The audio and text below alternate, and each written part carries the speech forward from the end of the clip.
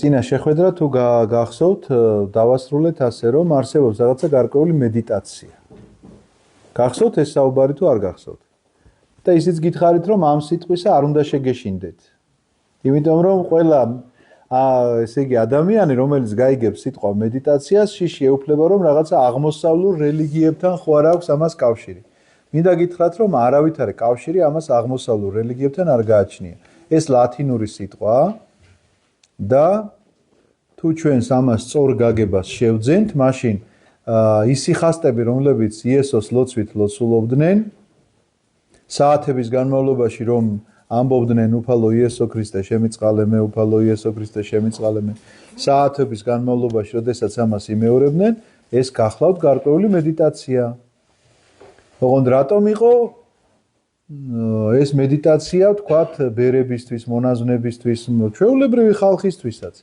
იმიტომ რომ მაშინ მასიურად არ იცოდნენ წერა-კითხვა. შესაბამისად, მსგავსი მედიტაცია ან ფსალმუნით ან სახარებით შეუძლებელი იყო. ფსალმუნი და სახარება მხოლოდ და მხოლოდ ტაძარში წასაკით, მაშინ ხო ესეთი ბეჭდვითი ისიც არ არსებობდა, რომ ეხლა მე ფსალმუნი მომინდა წავალ მაღაზიაში და რამდენსაც მინდა იმას ვიყიდი. და რა გამოცემა გინდა და რა გამოშვება გინდა და რა მხელა შრიფტით და ელექტრონული ვერსიები, აგერ ტელეფონში მთელი ბიბლია მაქვს. ხო მართალია, ყველა ენაზე თან. განამარტო ის, რომ თქვა ქართულად ჩემი. მაშინ ხო არ იყო ამის საშუალება. მაშინ თუ იყო ეს თუ მქონდა ფსალმუნი და სახარება, მქონდა მხოლოდ ტაძარში. ტაძარში შესაძლებელი იყო ამის მოსმენა. შესაბამისად, მე სახლში რომ მოვდიოდი, უნდა მცოდნოდა რაღაცა ლოცვა, რომლითაც მე შევძლებდი ამ მედიტირებას, იმიტომ რომ არ გამოვთიშოდი იმ სამყაროს, რომელსაც ქვია ღვთისმსახურება. ამიტომაც ჩემთვის იყო ის, რაც ადვილი დასამახსოვრებელი იყო, რომ უფალო იესო ქრისტე შემიწყალე მე.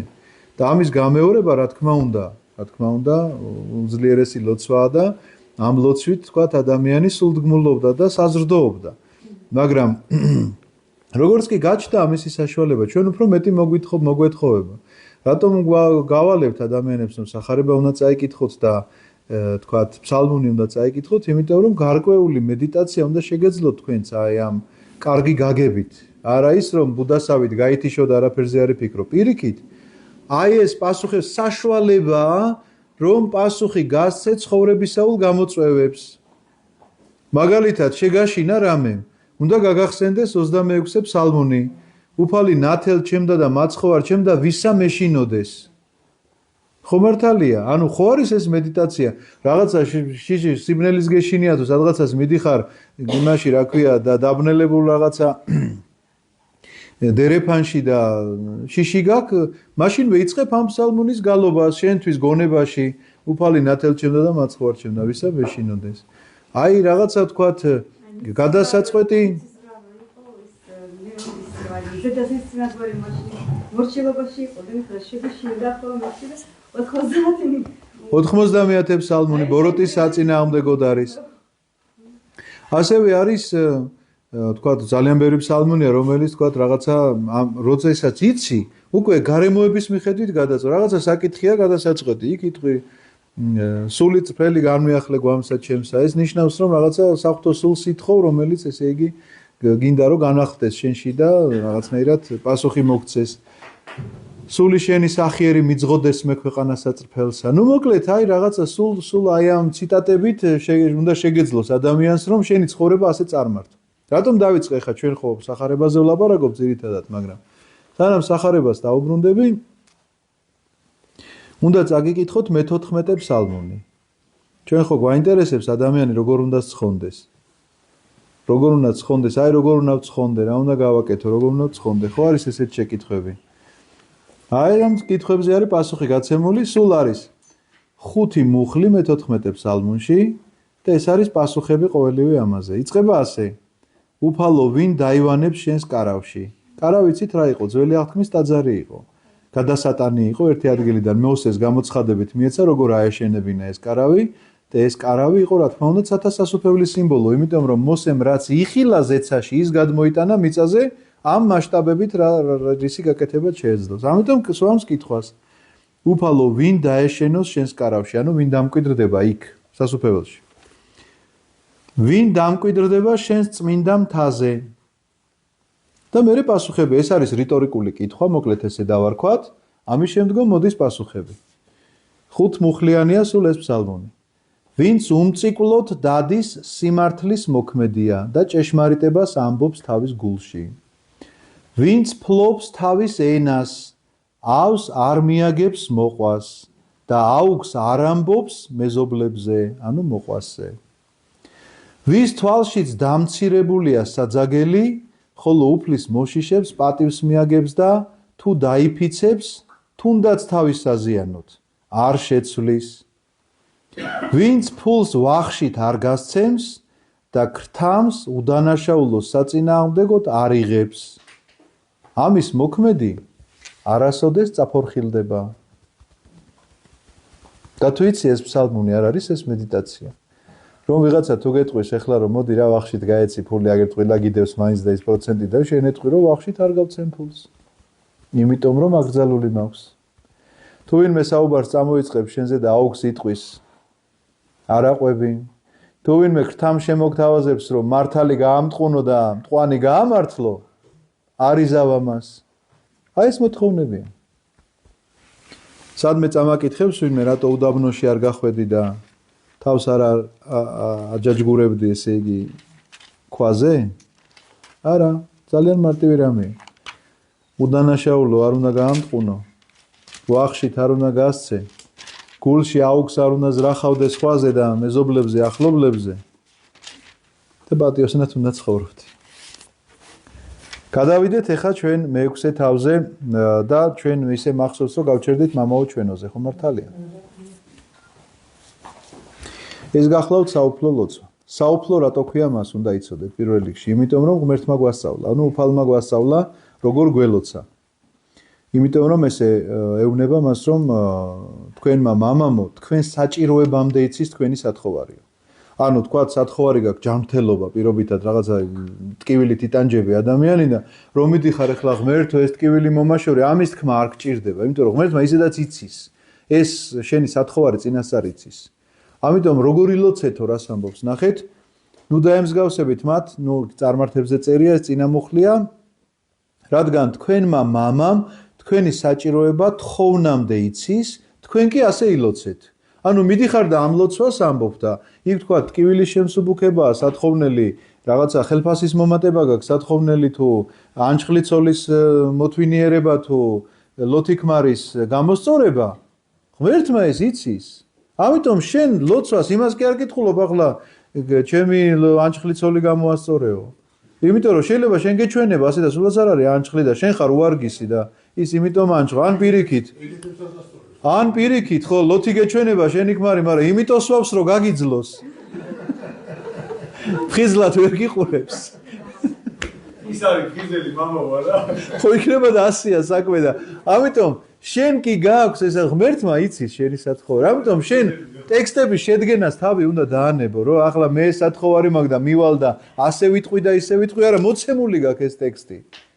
და ამიტომ ტექსტი უნდა თქვა ის რაც ღმერთმა გასწავლა და საუფლო ლოცვა, ამიტომაც ქვია ამას. ღმერთმა წინასწარ იცის ის რაც შენ უნდა ითხოვო. და როგორ იწყება? მამაო ჩვენო, რომელი ხარ ცათა შინა. იცით რა, ეს ლოცვა თქვათ გაქრისტიანდა მეფე, გაქრისტიანდა მღვდელი, თუ რა ვიცი, ვინც გინდა გაქრისტიანდეს, გლეხი, ბატონიშვილია თუ ვინც არის, მამაო ჩემოს უფლება არ აქვს რომ თქვას, მე რა რომ მეფეა. არც როგორც სიწმინდეს არ უნდა მიაღწიოს. მამაო ჩვენოა. ამიტომაც ეს სიტყვა ჯერ მამაოზე არ მივსულა, რასაც ნიშნავს მამაო, მაგრამ აი ეს სიტყვა რომ მამაო ჩვენო იგულისხმება, თუ ჩვენ მამა ერთი გვყავს, მაშინ ერთმანეთისა ვინ გამოვდივართ? მიუხედავად იმისა, რა თანამდებობაზეც არ უნდა იმყოფებოდე, რა სიმაღლეზეც არ უნდა იმყოფებოდე, სიწმინდის ისეთ მწვერვალებს რო ეხებოდე, რომ მართლა მთების გადაადგილება შეგეძლოს შენი სარწმუნოებით. შენ ამბობ მამაო ჩვენოს, ეს იმას ნიშნავს, რომ შენ იმასთან ერთად ამბობ მამაო ჩვენოს, ვინც შეიძლება უკიდურეს დაცემულობაში იყოს. ვინც შეიძლება ჭაობიდან, ესე იგი, თმის წვერი მოუჩანდეს, მარტო ისე იყოს ჩაფლული ამ რაღაცა ცოდვისეულ ჭაობში. მაგრამ მამაო ჩემოს მაინც არ ამბობ. მამაო ჩვენოს ამბობ, იმიტომ რომ ის შენთვის პატრიარქი ხარ, მეფე ხარ, მღვდელი ხარ, წმინდანი ხარ თუ ვინც ხარ, ეს შენი ძმა, რომელიც ჭაობშია. ამიტომაც ის ფსალმუნი, რომელიც წაგიკითხეთ, შემთხვევით კი არ წაგიკითხეთ, რომელიც აუგს არ განიზრახავს, ეს იმას ნიშნავს, რომ ჩვენ თუ ერთმანეთის და დაძმები გამოვდივართ, უფლება არ გვაქვს, რომ აუგი ვთქვათ ერთმანეთს. ეს ძალიან მნიშვნელოვანი საკითხია. მიუხედავად იმისა, რომ დააშავა შენს წინაშე, მე რა რომ დააშავა. შენ ხდის წინაშე ხარ და ნავნაშავე და მაშინ ღმერთიც გეტყვის, რომ არ ხარ იმის ღირსი, რომ მამა მიწოდო. თუ შენ დაძმებად არ მიგაჩნია ეს ხალხი, მაშინ არც იმის უფლება არ გაქვს, რომ მამა მიწოდო, იმიტომ რომ მე მამა ვარ ამათი. აი ესე უნდა იფიქროთ ამ საკითხს. თუ მამას უწოდებ, დაძმანი არიან. თუ ამბობ, რომ დაძმანი არ არიან, მაშინ მამას ვერ უწოდებ. ეს ხო მარტივი ადამიანური ლოგიკითაც ასეა. რაღაცას ხო არ ვიგონებ ახალს. ეხლა დაუბრუნდეთ სიტყვა მამას. იოანეს სახარების მე-17 თავის 26 მუხლი უნდა წაგიკითხოთ. მთელი მე-17 თავი არის საუფლო ლოცვა. ეს გახლავთ ლოცვა, სადაც აი ესე იწყება მე-17 თავი, ეს თქვა იესომ ცასმია პყრთვალი და თქვა მამაო დადგა ჟამი განადიდო შენიზე, რათა ძემ განგადიდო შენ და რადგან შენ მიეცემას ხელმწიფება ყველა ხორცელზე და ამის მერე იწყებს ლოცვას თავის მოციქულებს. მაგრამ ჩვენ გვაინტერესებს 26 მუხლი. ნახეთ რას ამბობს. მე ვაუწყე მათ შენი სახელი. რომელი სახელი გვაუწყე? ღმერთის სახელი. იქამდე ვიცოდით ჩვენ ღმერთის სახელები. ელოჰიმ, გახსოვთ, მე მოგიყევით ამაზე. ბერეშით ბარა ელოჰიმ, დასაბამად ქნა ღმერთმა. ელოჰიმ არის ღმერთის სახელი. ამის მერე წავიკითხეთ იახვე ამისი სახელი. წავიკითხეთ ადონაი ამისი სახელი. საბაოთი ამისი სახელი. ელშადაი ამისი სახელი. იახვე და იეგოვა ერთი და იგივე. ერთი და იგივე. კიდე რამე სახელი თუ გახსენდებათ, რაც ძველ აღთქმაშია მოხსენიებული, იმიტომ რომ შეიძლება გადმოთარგმნილი არ იყოს. ქართულში იცით როგორ ან ღმერთი წერია და ან უფალი. მაგრამ ებრაულ დედანში შეიძლება სხვადასხვა სახელი იყოს. საბაოთი პირდაპირ გადმოტანილია ქართულშიც ასეა ემანუელი. აი ემანუელი, კი ბატონო. კი. ეხლა რატო გეუბნებით, იცით რომ ამდენი სახელები ჩამოვთვალეთ. ეს არის სულ ძველი აღთქმაში მოხსენიებული სახელები. ეს სახელები რაღაცა განსაზღვრებას იძლევიან. შემთხვევით არ არის ნახსენები, იმიტომ რომ წინასწარმეტყველს, რომელსაც ეცხადება ღმერთი და რაღაცა სახელს უმხელს, ეს სახელი განაპირობებდა მისი მოქმედების რაღაცა არეალს. კი, მოწყალე იქნებოდა, მოსამართლე იქნებოდა, შემაჩერებელი იქნებოდა, მეომარი იქნებოდა, აი იმის მიხედვით ეცხადება მოკლედ, რა და აქ მაცხოვარი პირდაპირ ამბობს, ხო წაგიკითხეთ, მე გამოუცხადე მათ შენი სახელი. და სად გამოგვიცხადა? უნდა დაუბრუნდეთ საუფლო ლოცვას, იმიტომ რომ მიმართვის ფორმა, ლოცვა ხო ასე იწყება, მიმართვის ფორმა არის. პირველი, რასაც ახლა ადამიანს რომ მიმართავ, თქვათ, ვიწყებ მიმართოს, ეუბნები მიშა, რაღაცა ვთქვათ ასე, ხო, რაღაცა ნინო, რაღაცა ასე და თეო, რაღაცა ასე. ანუ მიმართვის ფორმა ხო სახელით იწყება. ამიტომაც, როდესაც წერს იოანეს სახარებაში, რომ მე მათ გამოუცხადე შენი სახელი, ეს გახლავთ მამა, რომელიც გამოგვიცხადა ჩვენი იესო. და აქამდე ეს სახელი არ იყო გაცხადებული. რა თქმა უნდა, როგორც შემოქმედი, როგორც ცისა და მიწის შემოქმედი ღმერთი ყველა მას ასე იცნობდა, მაგრამ იცნობდა სხვადასხვა სახელებით, ან საჯულად, ან მოწყალეთ, ან ესე იგი ცის მხედრობათა მთავარმე მათ რა ქვია, ცის მხედრობათა საბაოთი არის მეთაური რაღაცა ესე შეიძლება ვთქვათ. ხო, ელშადაი არის ყოვლის მყრობელი ამ შემთხვევაში. პანტოკრატორსაც ვამბობთ ხოლმე, ხატი რო არის პანტოკრატორისა, ბერძნულია პანტოკრატორი, ყოვლის მყრობელს ნიშნავს. მაგრამ როგორც მამა, ესეთი სახელით ჩვენ გვეცხადება ის იესო ქრისტეს მიერ ნასწავლ ლოცვაში და ეს ძალიან მნიშვნელოვანია, უნდა გვახსოვდეს და პრინციპი რაც თავარია. მამაო ჩვენ, მაშინ ამბობ მამას, თუ შენ დაძმათ მიგაჩნია ეს ხალხი. და თუ არ მიგაჩნია, მაშინ მამის თქმის უფლება არ აქვს. რომელი ხარ ცათაშინა, წმინდა იყავ სახელი შენი. როგორ ფიქრობთ ახლა, მხოლოდ ცაშია ღმერთი და დედამიწაზე არ არის? შეიძლება იყოს ადგილი, სადაც თქვა ღმერთი არ არის. ეს ძალიან ისეთი დოგმატური საკითხია, მინდა გითხრათ და როგორ მარტივად ხსნის ამას გრიგოლ ნოსელი უნდა მოგიყვეთ. ღმერთის ყველგანმყოფობის შესახებ. არსებობს აპოფატიკური ღვთისმეტყველება. რას ნიშნავს აპოფატიკა? ეს არის უკუთქმითი. ანუ რაღაცის დასამტკიცებლად მე ვიწყებ უარყოფას. მაგალითისთვის რომ დავამტკიცო ღმერთი რომ არსებობს, ვიწყებ მის უარყოფას რომ არ არსებობს, თქვა ღმერთი და ამ ლოგიკით მივდივარ და მივდივარ იმის მტკიცებულებამდე რომ ღმერთი არსებობს.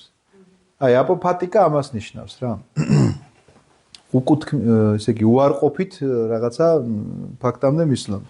ესე იგი ამბობს ასეთ რამეს გრიგოლ ნოსელი რომ ამ უკუთქმით ღვთისმეტყველებაში მაგალითად დაუშვათ რომ ღმერთი არ არის ყველგანმყოფი. თუ ამას დაუშვებთ, ესე იგი იქამდე მაგალითები მოყავს, რომ მაგალითად ფრინველს ვხედავთო, რომელიც დაფრინავს ცაში. მას რაღაცა გარედან ხო შემოწერს. ეს არის ჰაერი. უყურეთ, ფრინველი რო დაფრინავს, მე ცუდად ვხატავ, ეს ფრინველია. დაფრინავს, მას გარე შემოწერს ჰაერი. ხომართალია. საშინელება დავხატე, მაგრამ თქვენ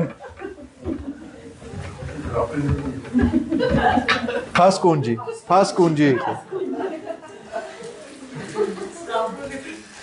აი სამაგიეროდ უკეთეს დავხატავ ახლა. თევზი რო დაცურავს, გარედან ხო რაღაცა გარე შემოწერს მას. წყალი რა თქმა უნდა. რაც გარე შემოწერილობა არის, ის უფრო დიდია თუ თევზი. ამიტომ თუ ვიტყვით რომ თევზს გარე შემოწერს წყალი, ვიტყვით რომ ყველა შემთხვევაში წყალი უფრო დიდია ვიდრე თევზი.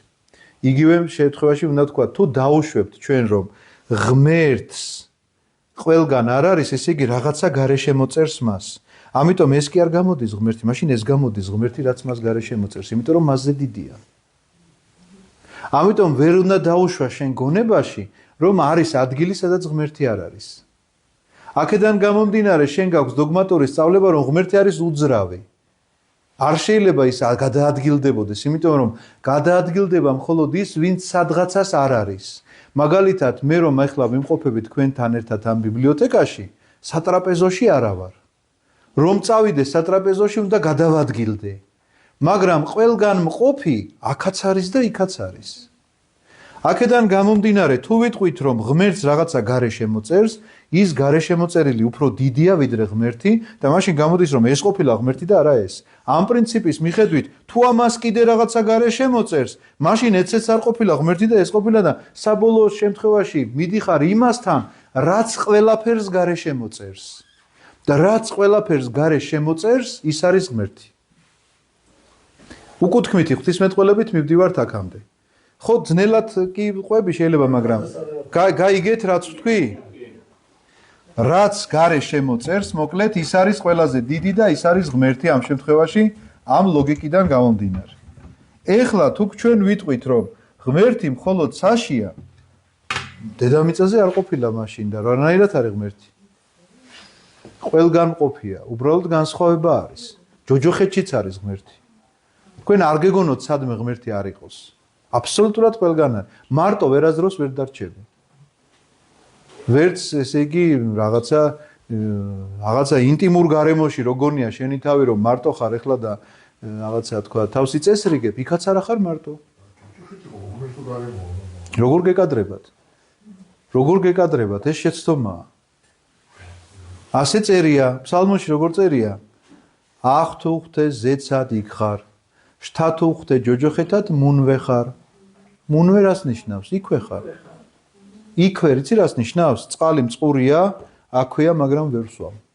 თორე განა არ არის, აგერ არის. აგერ არის, მაგრამ ვერ ვწუდები.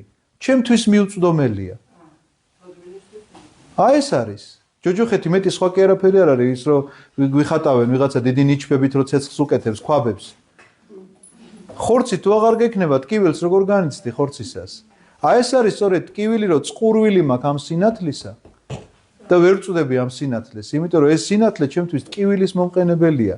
იმიტომ რომ როგორც ვთქვათ, ფიზიკურად ბნელში მყოფი ადამიანი რომ მზის შუქზე გაიყვანო შეიძლება თვალები დაუბრმავდეს მას ამ ტკივილისგან ვერ გაუძლოს ამას ესეთი მდგომარეობაა ჯოჯოხეთი რომ ჯოჯოხეთში იმყოფება ღმერთი მაგრამ შენთვის ხელმისაწვდომი გეწეროს ხელმისაწვდომი არ არის ანუ მუნვე ხარ ნიშნავს რომ აქ ხარ მაგრამ ჩემთვის არ ხარ იმიტომ რომ მე ასეთი არჩევანი გავაკეთე იმიტომ კი არა რომ მან ჩამაგდო იქ მე გავაკეთე ეს არჩევანი ჩემი არჩევანის შედეგი გახლავთ ეს ამიტომაც რატო წერია რომელი ხარ ცათაშინა სწორედ ამიტომ წერია რომ ჩვენ ვისწრაფვით ღმერთისკენ უნდა ვისწრაფოდეთ ღმერთისკენ რომელიც არის ცათაშინა და არა იმისკენ რომელიც ჯოჯოხეთშია თორე ღმერთი ყველგანაა და რას ნიშნავს ეს ცათაშინა მყოფი ღმერთი რომ ამ სინათლისთვის თვალის გასწორებაზე არის ლაპარაკი რომ მე ესე იგი თუ მხოლოდ ღმერთი მინდა ღმერთი კიდევ ერთხელ ვიმეორებ იქაც არის მაგრამ რომელი ღმერთი მინდა და როგორი ღმერთი მინდა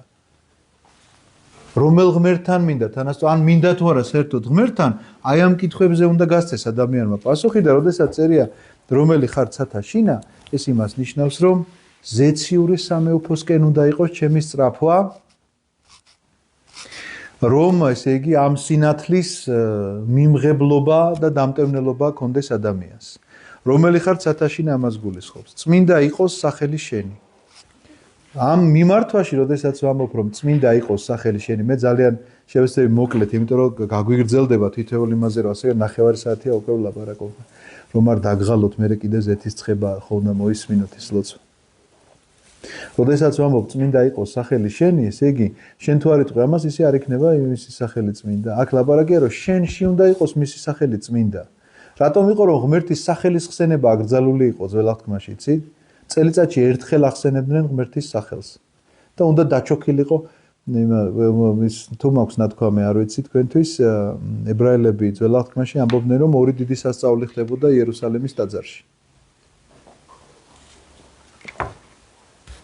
პირველი ეს გახლავთ ის რომ ძალიან დიდი სივიწროვე იყო ამ წელიწადის ამ ერთ დღეს ხო და ამ სახელს რომ წარმოთქვამდნენ მე ყველა ისე იჩოქებდა რომ ერთმანეთს ხელს არ უშლიდნენ ხო და მეორე სასწაული იყო ის რომ ძალიან ბევრი საკლავი იკლებოდა მოგეხსენებათ იქთან როგორი სიცხეა და დღეში მინიმუმ 2 დღეში მინიმუმ 2 უნდა ყოფილიყო ერთი დილის შესაწირავი და მეორე საღამოს შესაწირავი არა ყოველ დღე დღეში მინიმუმ 2 საკლავი უნდა დაგლულიყო და არც ერთი ბუზი არ ტრიალებდა იქ ხა მოგეხსენებათ სისხლზე და ხორცზე ბუზი როგორ მის უმეტეს სიცხეში და იმ გარემოში და არც ერთი ბუზი არ ამ ორ სასწაულს ამბობ ამიტომაც წმინდა იყავს სახელი შენი, როდესაც ამბობ, ეს არის რომ შენში უნდა იყოს მისი სახელი წმინდა და მოგრძალებული და მოსაფერებელი იმდენად, რამდენადაც თქვათ ეს გარეგნულად ასე გამოიხატებოდა, რომ წელიწადში ერთხელ ახსენებდნენ და იჩოქებდა ყველა.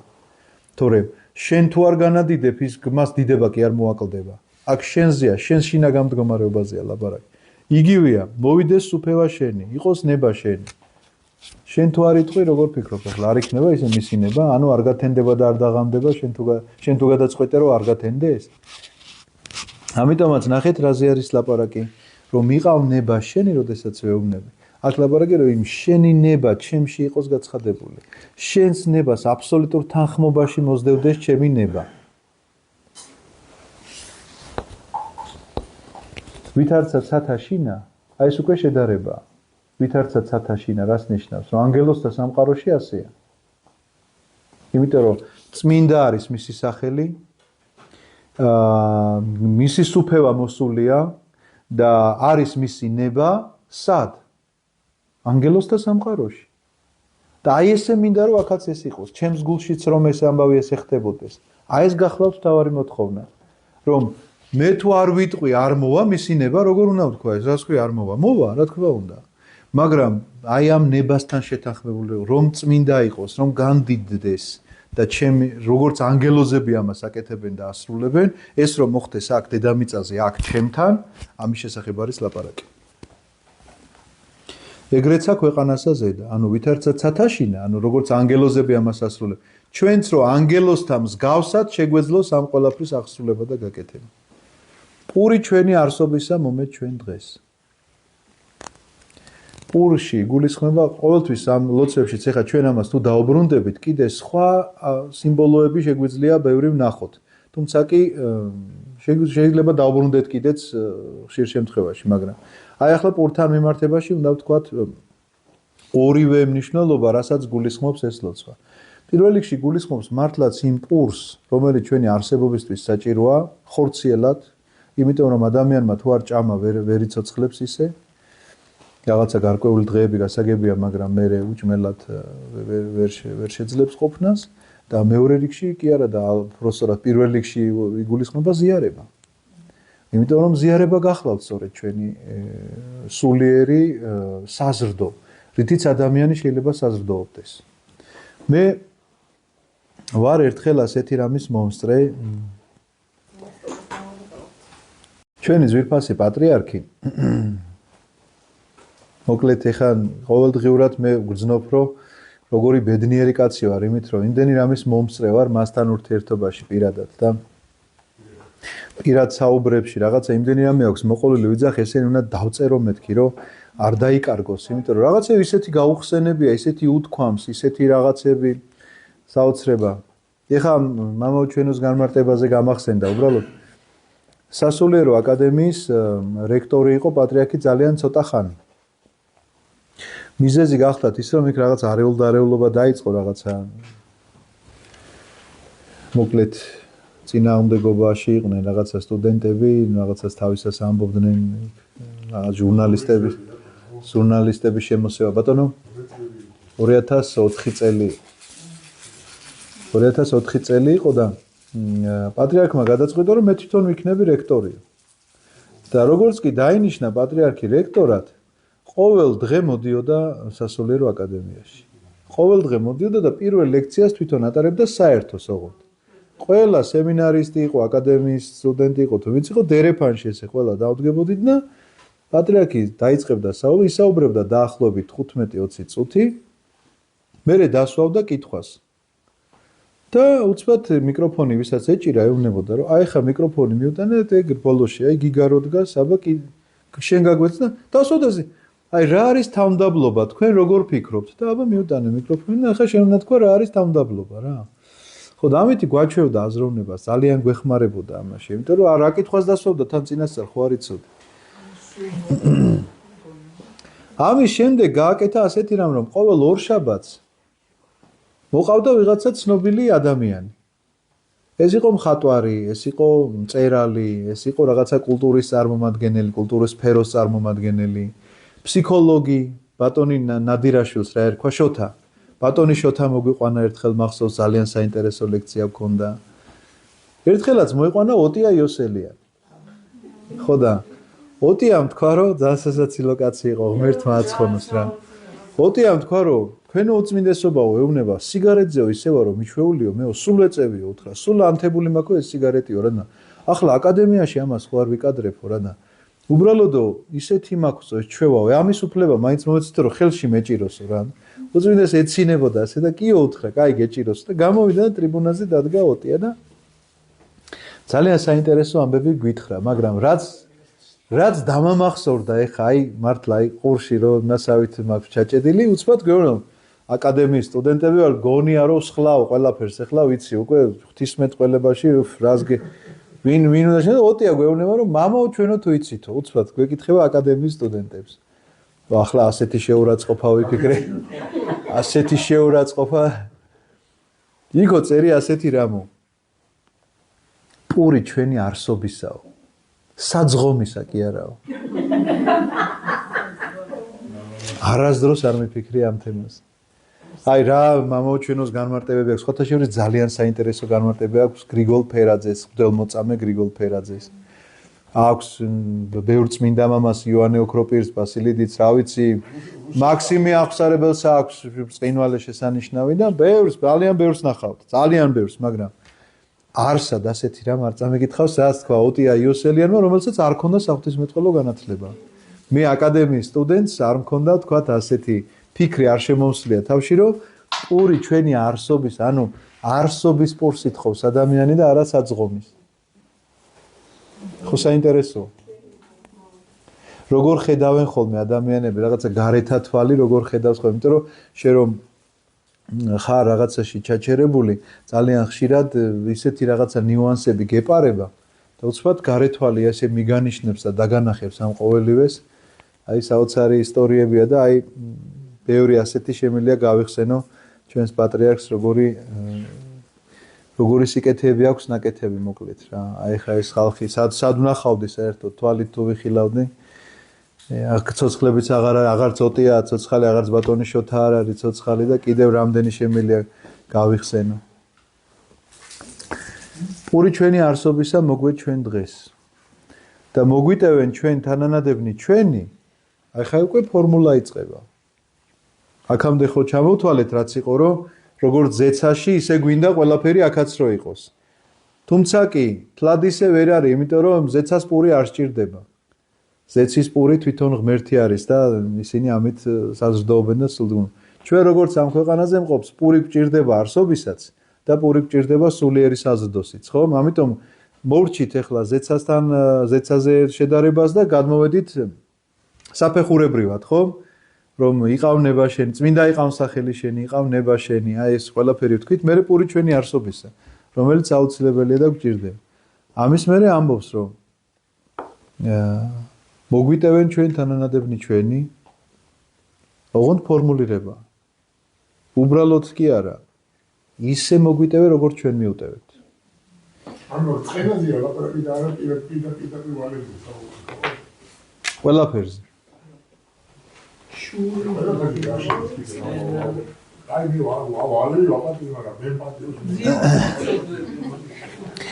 სხვა რას კპატიობს? საქმე რაში არის, იცი რომ? შენ ვირას კპატიობს, ამაზე კი არ არის ლაპარაკი. შენ ვირას პატიობ, იმაზეა ლაპარაკი. იმიტომ რომ შენ ამ ლოცვას თუ ამბობ, რომ მომიტევებ მე ისე როგორც მე მიუტევებ. ეს არის ფორმულირება. ფაქტიურად ყოველ დღე, ყოველ ამ ლოცვის წაკითხვის დროს შენ ესე იგი აი რაღაცა რაც სათხოვარი გაქვს, ფაქტიურად ამ პირობას უდებ ღმერთს რა. იმიტომ რომ იქ მე რითიც დავიწყე რომ შეიძლება ტკივილის გამო გაქვს სათხოვარი და შეიძლება ქალიშვილის გათხოვების გამო გაქვს სათხოვარი თუ რა ვიცი, იქეთ არ ვიყურები. რატო გაქვს სათხოვარი? რომ მოდიხარ და ამ ლოცვას ამო პირობას უდებ ღმერთს რომ ისე მომიტევე როგორც მე მიუტევებ. აი თუ არ მიუტევებ, არ ჩვენ არ მოგეტევება, ასე გამოდის. ხო მართალია ამ ლოგიკით. ხო და ეს იმის საქმეა. ამას შენ არ მოგკითხავენ, ლალი, ამაზე შენ არ დაგიწყებს არავინ დავას, რომ იმან რატო არ მოგიტევა, ლალი, შენ ცუდი არა, არ მოგიტევა და ნუ ახლა რა ვქნათ ახლა. ძალით ვერ გამოითხოვ ამას. მაგრამ თუ ამ ლოცვას ამბობს, მაშინ იმანაც უნდა მოგიტევოს. გახსოვთ იმაზე სუროჟელზე მოგიყევით, მე უფე ანტონი რო იყო, ანტონ სუროჟელი, იმაზე მოგიყევით ერთხელ რომ მას ქონდა თავის მეგობარს რო გაუბრაზდა და მოძღვართან რომ მივიდა ვერ პატიოფო. და იმან უთხრა რომ მაშინ მომაუჩვენოდანო ეს ტექსტი ამოიღეო. მოძღვარმა უთხრა რომ ეს ტექსტი ამოიღე და მაგის გარეშე იკითხეო. იმიტომ რომ თუ ვერ პატიოფო, აბა უხერხულიაო ახლა ამას ამბობდეო. არა, მომაუჩვენოს როგორ შევცვლიო უთხრა. არონ თუ ვერ შევცვლიო, მაშინ საერთოდ არ წაიკითხო. როგორ არ წავიკითხო უთხრა, მორწმუნე ვარ, ლოცულობ. ნუ ეხა გამოსავალი ხო უნდა არსებობდეს უთხრა. ან არ კითხულობ მომაუჩვენოს, ან კითხულობ და ამ ტექსტს ამოიღებ, ან კაიო, მე უკეთეს შემოგთავაზებ, უთხრა შევცვალოთო ეს ტექსტიო. ასე უთხარიო, რომ მე არ შემიძლია ღმერთო მიუტევო ჩემს მეგობარს, ნუ პირობითად ვალოდიას ვიღაცას. არ შემიძლია ვაპატიო ჩემს წინაშე ჩადენილი დანაშაულიო. ასე თქვიო. ვერც მაგას ვერ ვიტყვიო. მაშინ წადი სახლში და დაფიქრდიო, როგორ იტყვიო. აი ღმერთის წინაშე ლოცვას როგორ წარმოთქვა, იმიტომ რომ შენ ეს მოცემულობა გაქვს. ეს თან ადამიანური გონების ფიქრის შედეგად მიღებული ლოცვა ხო არ არის? ეხა მაგალითად ბასილი დიდმა დაწერა, მესმის რომ სულიწმინდით ავსებული პიროვნებაა, მაგრამ ავტორად მაინც ბასილი დიდი ყავს იმას ლოცვას. აი ხა ჩვენ ბასილი დიდის ლიტურგია შევასრულეთ მაგალითად რა. შემდეგ კვირას იოანე ოქროპირის ლიტურგიაა და მის მიერ დაწერილი ლოცვებია. მესმის რომ სულიწმინდის კარნახით არის, მაგრამ ავტორად იოანე ოქროპირათვის. აი ხა ვინ არის ამ ლოცვის ავტორი? ხო და აბა მიდი შესწორება შეიტანე. რა კადნიერება უნდა კონდეს, არა რომ ღმერთთან შესწორება შექონდეს, ეხლა მიმოცემულობაში რასაც გეუბნება. და სწორედ ეს მდგომარეობაა, რომ ჩვენ ამას ხშირად გაუცნობიერებლად ვლაპარაკობთ. იგივე ის წინამუხლები რას ვთქვით, რომ მოვიდეს სუფე, წმინდა იყავ სახელი შენი, მოვედინ სუფევა შენი, იყავ ნება შენი. როდესაც ამას ამბობ, ვითარცა ცათა შინ ეგრეცა ქვეყანასა ზედა, გეგონება სხვაზე ლაპარაკო. საკუთარ თავზე ლაპარაკობ, რომ როგორც ზეცა ემორჩილება ამ ყველაფერს, რომ წმინდა იყოს სახელი შენი და იყოს ნება შენი, შენი გულიც ასე უნდა ემორჩილებოდეს ამას. ისევე როგორც ამ ფორმულირებას, როდესაც ამბობ, რომ ნუ შეგვიყვანებ ჩვენ განსაცდელს. და ეს შემდეგი მუხლია უკაცრავად. ნუ შეგვიყვანებ, სანამ ამას ითხოვ, იქამდე ამ განსაცდელში არ შეყვანამდე შენდობაზეა ლაპარაკი. არ შეგიძლია შენდობა, მაშინ გადააკეთე ტექსტი. ვერ გადააკეთებ ტექსტს, მაშინ არ უნდა თქვა საერთოდ ეს ტექსტი. ანუ რითიც დავიწყე. მამაოს თქმის უფლება არ აქვს თუ დაძმათ არ მიგაჩნია ეს ადამიანი. და თუ დაძმათ არ მიგაჩნია, მაშინ შენდობასაც ვერ მისცემ. ხო მართალია. ანუ ეს ყველაფერი ერთმანეთზე ისეთი ლოგიკური ჯაჭვით არის აწყობილი. შეიძლება ერთი წაკითხვით ფიქრობდე რომ რა შუაშია ახლა იყავნება შენი იმასთან რა ქვია შენდობასთან ან მამაოს თქმა ამ იმასთან, მაგრამ სინამდვილეში ერთი ლოგიკური ჯაჭვით არის აწყობილი ეს ყველაფერი, რომ ადამიანის გონებამ ეს უნდა გააცნობიეროს. და მამაო ჩვენო მისთვის არ იყოს ეს მამაო ჩვენო რომელი ხარ ცათა შინაწმინდა იყავს? არა. აი თუ ეს შინაგანი ამოძახილი არ იქნება შენთვის. ამიტომაც შეკითხვაზე რატო არ გვისრულდება რაღაცა თხოვნა? იმიტომ არ გისრულდება, რომ ასე კითხულობ ამ ლოცვას. თუ ესე იგი ეს დამოკიდებულება არ გაგიჩნდა, რა თქმა უნდა, როგორ შეგისრულდება ის თხოვნა? ამიტომ არ მისრულდება, აი ლოცულობ და არ შესრულდა არაფერი, იმიტომ რომ არ ლოცულობ. კი არ ლოცულობ შენ. უბრალოდ ამბობ ამას, მამაო ჩვენოს, ხო, მაგრამ არანაირად განცდა არ გაქვს, რომ მამა რო თქვი, ესე იგი ესენი დაძმანი არიან. იყავ ნება შენი, როდესაც ეუბნები, ვითარცა ცათაშინა, იქ როგორ ასრულებენ ანგელოზები იმ მოვალეობას, რასაც ღმერთი ეუბნება, როგორ გამტარები არიან მისი თითოეული კურთხევისა, შენ ეს არ გაინტერესებს, იმიტომ რომ შენ მხოლოდ ის გაინტერესებს, რა სათხოვარითაც ხარ მოსული. აი ანგელოზები როგორ ასრულებენ ამას არ დაგაინტერესა. და ამიტომაც რანაირად უნდა მოხდეს იმის შესრულება, რასაც არ ითხოვ. იმიტომ რომ შენ ეს ტექსტი კითხვი, მაგრამ არ ითხოვს რეალურად. ამიტომაც მოგვიტევე ისევე როგორც მიუტევეთ. ფორმული, შენი გადარჩენის ფორმულაა. გინდა ცოდვები მოგეტევოს, მაშინ შენც მიუტევე. თანუ შეგვიყვანებ ჩვენ განსაცდელში, არამედ გვიხსენ ჩვენ ბოროტისაგან. განსაცდელში შეყვანება გახლავთ აბა ვიღაცამ შეიძლება დასვას კითხვა, რომ აი ბერები ხო იყვნენ, რომ ითხოვდნენ, რომ განსაცდელი რატო არ მომდის, ესე იგი ღმერთს აღარ ვახსოვარ? იყო მართლა ასეთი მას წაიკითხავთ მამათა ცხოვრებაში. ოღონდ რომელ განსაცდელზე არის ლაპარაკი? ეს უნდა განვასხვაოთ ჩვენ ერთმანეთისგან.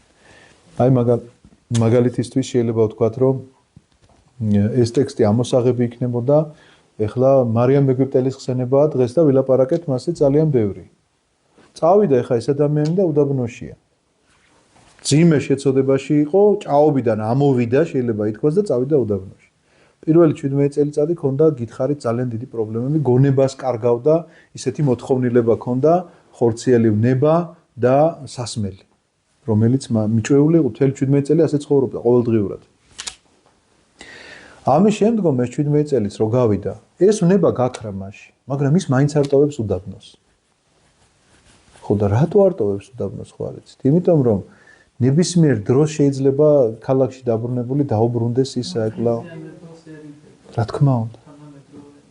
კი, რა თქმა უნდა. ამიტომ საკუთარ თავს არავითარ შემთხვევაში არ უნდა მისცეთ იმის საშუალება, რაც იცით რომ ცოდვაში გაგდებს. თუ იცი რომ განკითხვაში ჩავარდები, როდესაც შეხვალ სოციალურ ქსელში და გინებას დაიწყებ თავრობისა, მხედრობისა, მეზობლისა თუ ახლობლისა, არ უნდა შეხვიდე, ჩემო კარგო. თუ იცი რომ რაღაცა ხორციელი ნება შემოაქვს შენში ისეთ ფილმს, რომელიც რაღაცა აღაგზნებ და შეიძლება შენ გონებას, უნდა გამორთო და არ უნდა უყურო ამას ყველაფერს.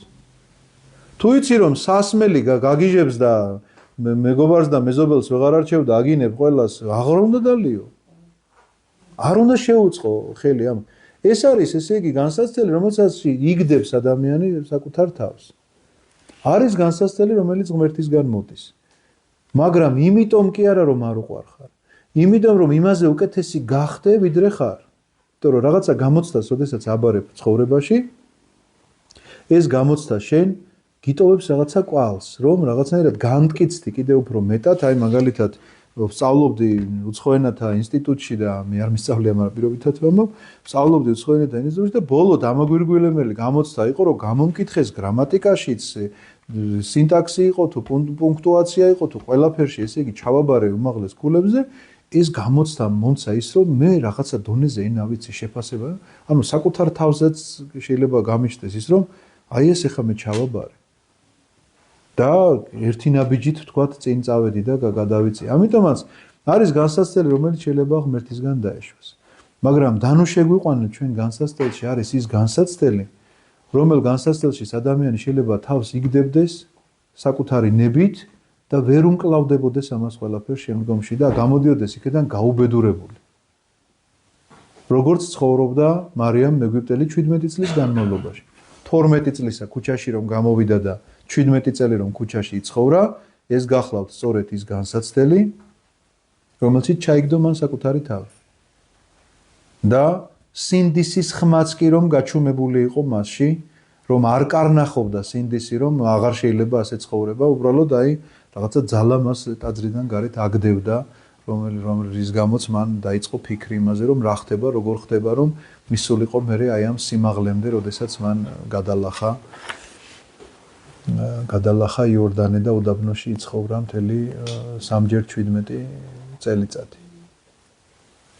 აი ესეთი გახლავთ, მოკლედ მამაო ჩვენოზე მაქსიმალურად შევეცადე რომ მოკლედ მეთქვა ყველაფერი, იმიტომ რომ ეს ამოუწურავი თემა.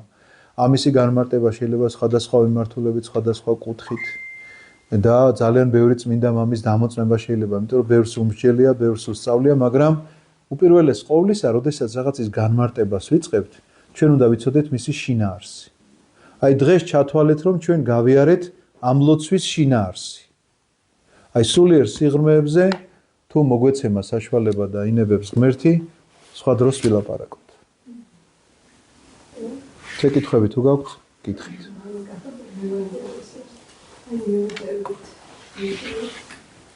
დიახ. რამდენიმე შეიძლება ადამიანის მიუტევო. ანუ ჩვენ უნდა ვიგრძნობა და მივიდეთ. ყველაფერი სახიდან ისევ სადავე შეიძლება მიუტევო. მიტევება არის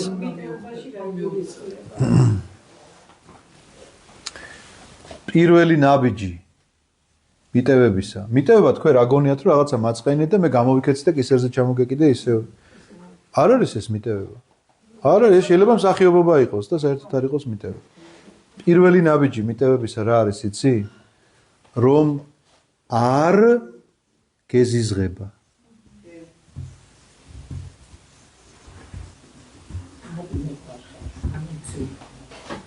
აი ეს არის მიტევების პირველი ნაბიჯი. მეორე ნაბიჯი არის სამაგიეროს არ ვუხდი.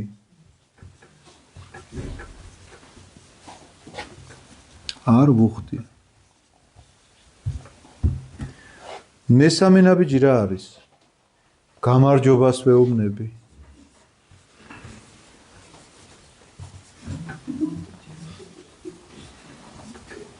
მეოთხე ნაბიჯი?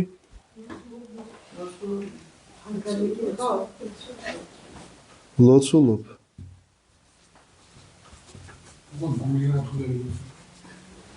მეხუთე? დამაგვირგვინებელი რა შეიძლება იყოს? ძველი ურთიერთობა აღვადგინე მასთან. დავივიწყე ყველაფერი. დავივიწყე.